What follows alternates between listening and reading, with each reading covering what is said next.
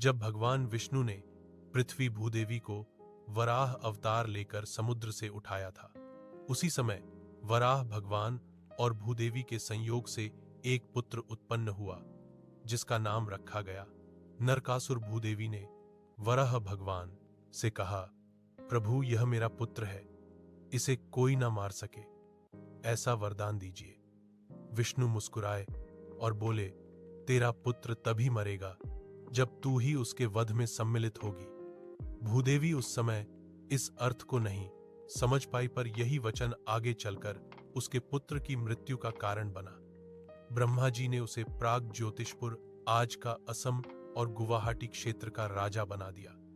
शुरू में नरकासुर एक धर्मप्रिय राजा था, पर समय के साथ उसमें अहंकार और शक्ति की प्यास बढ़ती गई। शुक्राचार्य की शरण में जाकर उसने तंत्र मंत्र और मायावी शक्तियां प्राप्त की और फिर उसने आरंभ किया देवताओं, ऋषियों और स्त्रियों पर अत्याचार। उसने स्वर्ग पर आक्रमण किया, इंद्र को हराया और देवी अदिति के कुंडल तक छीन लिए।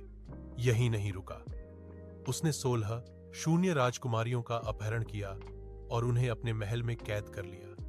कोई उसके सामने टिक नहीं पाता था। देवता, महर्षि और भूदेवी स्वयं कृष्ण के द्वार पर पहुंचे। उन्होंने कहा, प्रभु, आपका ही पुत्र अधर्म के मार्ग पर चल पड़ा है, हमें बचाइए। भगवान श्री कृष्ण मुस्कुराए, भूदेवी का वचन अब पूरा होगा। उन्होंने अपनी पत्नी सत्यभामा के साथ गरुड़ पर आरूढ़ होकर युद्ध के लिए प्रस्थान किया। नरकासुर ने अपने चारों ओर मायावी पहाड़, बिजली की दीवारें और दानव सेना खड़ी की थी।